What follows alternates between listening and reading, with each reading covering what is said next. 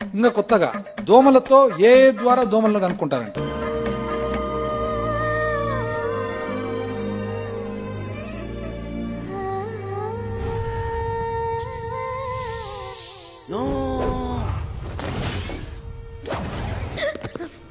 చిటి, ఈ టైంలో ఇక్కడేం చేస్తున్నావు?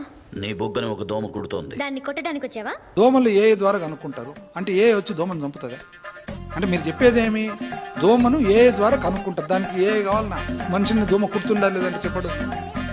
దోమలు ఉంటే మనిషిని కుడతాయి, దాన్ని ఏ ద్వారా కనుక్కుంటారంట. నాకు అందుకని డౌట్. ఇది ఆర్టిఫిషియల్ ఇంటెలిజెన్స్, మీ ఇంటెలిజెన్సే ఆర్టిఫిషియల్. అసలు మీకు ఈ ఆలోచన ఎలా వచ్చింది? నాకు ఈ ఆలోచన ఎందుకు వచ్చిందని అడిగే బదులు మీకెందుకు రాలేదని సిగ్గుపడండి. పర్ఫార్మెన్స్ చాలా వీక్ ఉంటుంది, పర్ఫార్మెన్స్ చాలా పూర్, కానీ అసలు పబ్లిసిటీ మాత్రం పీక్లో ఉంటుంది అనమాట. విషయం వీక్ అయినప్పుడే పబ్లిసిటీ పీక్ లో ఉంటుంది. I can't believe this. Fresh గా తగిలిన షాక్ ఎప్పుడు కన్ఫ్యూజన్ గానే ఉంటుంది. ఫ్లాష్ బ్యాక్ చెక్ చేసుకుంటే క్లారిటీ వచ్చేస్తుంది.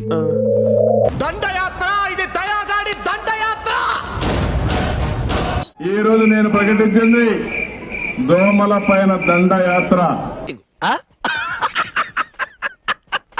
వాళ్ళకేం చెప్తా, వాళ్ళకి సజెషన్ ఏమి ఇస్తా చెప్పు. నన్ను చంపని చెప్పు, ఎడేస్తామని చంపాలని చెప్పు. ఏడేద్దామని చంపండి. ఈ దోమ కాదు, ఏ దోమ కనిపించినా చంపేయండి.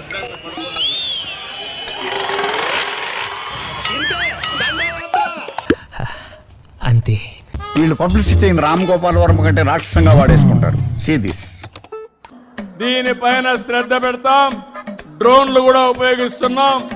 ఎక్కడ మస్కిటో ఉంటే అక్కడే మందు అప్లై చేసి డ్రోన్లు మస్కిటో లేకుండా చేసే బాధ్యత ఈ ప్రభుత్వం తీసుకుంటాం. What vision, what thought. పిచ్చోలు అయిపోయారు మా టీం అంతా.